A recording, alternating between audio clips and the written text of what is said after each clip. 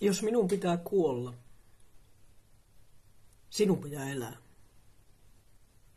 jotta voit kertoa minun tarinani ja myydä minun tavarani. Osta palakangasta ja vähän narua. Tee siitä valkoinen, pitkähäntäinen.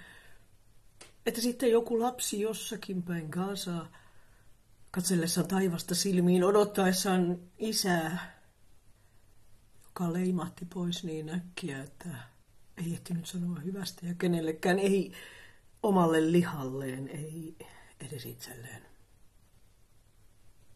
Että se lapsi näkee sen leijan, minun leijani, sen jonka sinä teit, ja ajattelee, että se on enkeli tuomassa takaisin rakkautta.